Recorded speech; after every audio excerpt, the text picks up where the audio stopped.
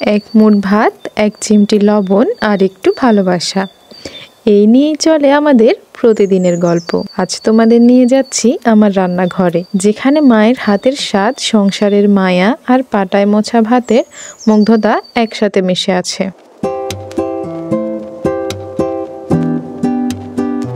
আসসালামু আলাইকুম, কেমন আছেন সবাই? আশা করছি কাছে দূরে যে যেখান থেকে আমার ভিডিওটি দেখছেন সবাই আল্লাহর রহমতে ভালো আছেন। আমরাও ভালো আছি আলহামদুলিল্লাহ। আজ সকালটা শুরু হলো চুপচাপ। চুলায় পাতিল বসানো, 3টা ডিম তুললাম। একটা আমার ছেলের, একটা ওর আর একটা আমার নিজের জন্য। ডিমের এই 3 ভাগে আছে আমার ছোট সংসারের হাসি। পাতিলের ঢাকনা তুলে দেখি ডিমগুলো ফুটে উঠছে। সেই টকবক শব্দটা যেন আমার ঘরের স্পন্দন। সিদ্ধ হয়ে গেলে খোসা ছাড়াতে ছাড়াতে ভাবছিলাম জীবনটাও ডিমের মতো, একটু গরম সহ্য করলে ভিতরটা নরম হয়ে যায়।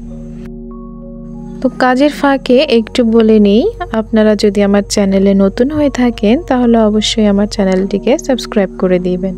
আর যদি আমার ভিডিওটি ভালো লাগে থাকে তাহলে ছোট্ট একটা লাইক দিয়ে যাবেন। আপনার ছোট্ট একটা লাইক আমার জন্য অনেক বেশি গুরুত্বপূর্ণ। আর যদি ইতিমধ্যে আপনি কাজগুলো করে থাকেন তাহলে আপনাকে অসংখ্য ধন্যবাদ। আর যদি আমার কোনো ভুল ত্রুটি হয়ে থাকে তাহলে অবশ্যই কমেন্ট করে জানাবেন। আজ বেশ কিছুদিন যাবৎ আসলে কোনো মাছ, তরকারি, মাংস কিছুই ভালো লাগছিল না। তো সকাল থেকেই ভাবছিলাম কি রান্না করা যায়। তো আমার উনি বলল যে ডিম ভুনা করো, যেহেতু ডিম আছে ঘরে, নারকেল আছে, তো নারকেল বাটা দিয়ে ডিম ভুনা করো। তো আমিও সেই মোতাবেক প্রস্তুতি নিয়ে নিচ্ছিলাম। এই তো ডিমগুলোকে আমি 2 টুকরো করে নিচ্ছি। গোটা রাখলে আসলে আমার একদমই মনে হয় ভিতরে কোনো মশলা ঢুকে না, যার জন্য আমি আসলে 2 ভাগ করে নিচ্ছিলাম। ডিমটা আসলে অনেকভাবেই ভুনা করা যায়, তো আমি আজকে সিদ্ধ করেই ভুনা করছি। এভাবে কিন্তু আমার ছেলেও খেতে বেশ পছন্দ করে। এই তো একটু সাজিয়ে ক্লিপ নিয়ে নিয়েছি। তেলে দিলাম লবণ, 1 চিমটি হলুদ, তারপর ডিমগুলো ছুঁড়ে দিলাম। চটচট করে ওঠা শব্দে মুগ্ধ হয়ে গেলাম। সোনালি রঙে ভাজা ডিমগুলো দেখতে দেখতে মনে পড়ল মা এমন করেই ভাজতেন, টিফিনে দিতেন। আজ আমি সেই স্বাদটাই ফিরিয়ে আনছি আমার রান্নায়। এখন ওই তেলেই দিলাম কুচি পেঁয়াজ, কাঁচামরিচ আর টমেটো। ধীরে ধীরে সোনালি রং নিল। তারপরেই তো তেজপাতা, দারচিনি, এলাচ, গরম মশলা, যা যা প্রয়োজন সব কিছু দিয়ে কিছুক্ষণ ভালো মতো ভেজে নিচ্ছি। টমেটোটা একটু পরেই দিচ্ছি, কারণ পেঁয়াজটা একটু ভালো মতো নরম হলে তারপরে আসলে টমেটোটা দিই। এখন সব কিছু ভালো মতো নেড়ে চেড়ে নিচ্ছি আরও কিছুক্ষণ। আমি আসলে বেশিরভাগ সময় ডিম ভুনা করলে আসলে মশলাটা কষিয়ে তারপর পানি দিয়ে ডিমটা ছেড়ে দিই। ওটা কিন্তু একদম অল্প সময়েই রান্না হয়ে যায় আর খেতেও কিন্তু অনেক বেশি মজা হয়। আর এইভাবে আসলে ডিম ভুনা করাটা আমার এই প্রথমবার।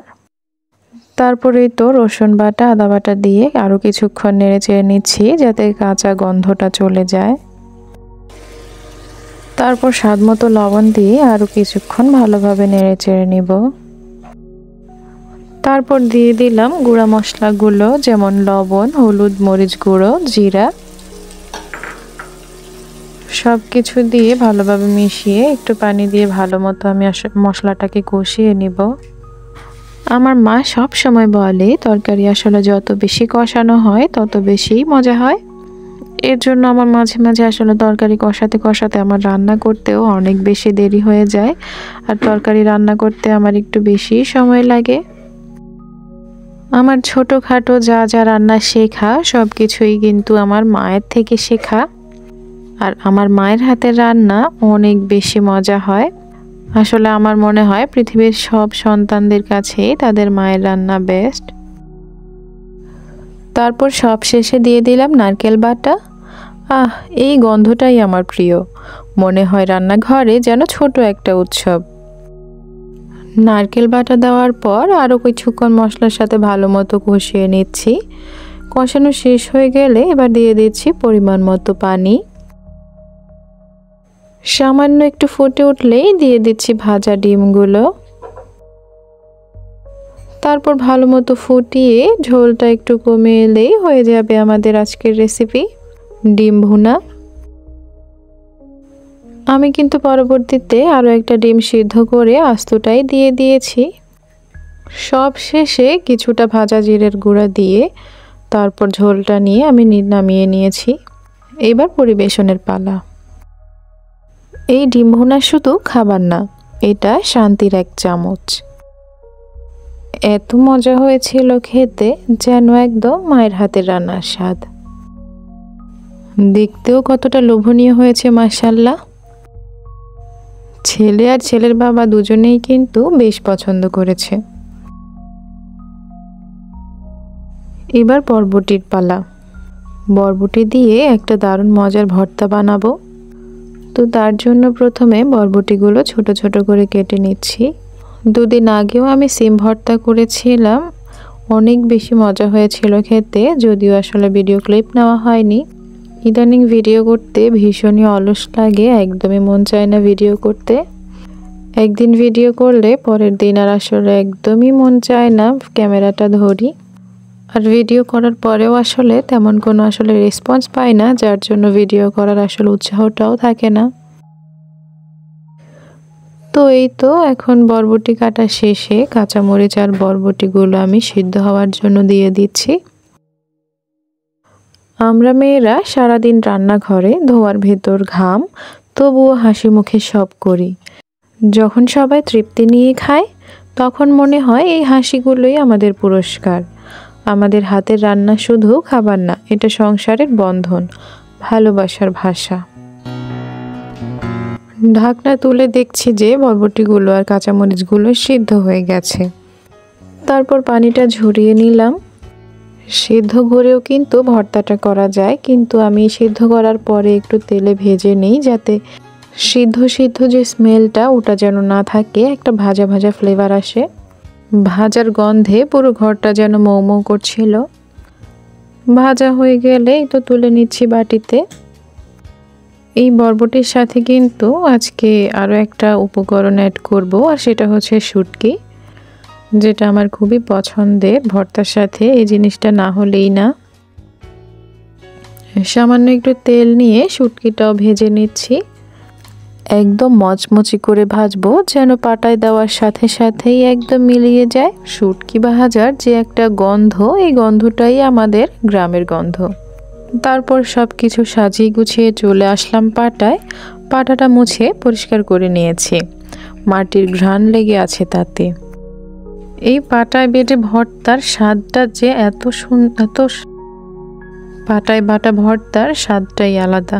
যারাই শুধুমাত্র খেয়েছে তারাই বলতে পারবে। বরবটি কাঁচামরিচ একসাথে বাটতে লাগলাম। এই যে পাটা, এক সময় এটা ছিল প্রতিটি ঘরের অপরিহার্য জিনিস। মরিচ, পেঁয়াজ, ধনে সব কিছু এটাতেই বাটা হতো। ঘাম, গন্ধ আর পরিশ্রম সব মিলেই তৈরি হতো এক অদ্ভুত স্বাদ। হাতে বাটা ভর্তা মানে শুধু খাবার নয়, এটা একটা অনুভূতি, যেন শৈশব ফিরে আসে। আজকের ব্লেন্ডার যতই আধুনিক হোক না কেন, এই স্বাদ আর গন্ধ কপি করা যায় না। তাই বলি, একদিন সময় নিয়ে একটু ধৈর্য নিয়ে পাটায় বাটা ভর্তা বানিয়ে দেখো, দেখবে শুধু খাবার না, মনও তৃপ্ত হবে। তারপর বরবটি কাঁচামরিচ বাটা হয়ে গেলে আমি ধনেপাতা বেটে নিয়েছি। তারপর দিয়ে দিয়েছি আস্ত 2-3টে পেঁয়াজ। পেঁয়াজটা কিন্তু আমি একটু গোটা গোটাই রাখি, যাতে খাওয়ার সময় ভালো লাগে।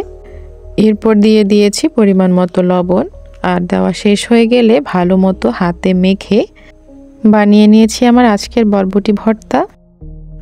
আমি জানি এটা কোনো রেসিপি দেখানোর বিষয় না, ভর্তা বাটতে আসলে সবাই জানে। তারপরও আমার আসলে এই অভিজ্ঞতাটা আপনাদের সাথে শেয়ার করলাম। সত্যি অনেক বেশি মজা হয়েছিল ভর্তাটা, আর দেখতেও কতটা সুন্দর হয়েছে দেখুন, তাই না?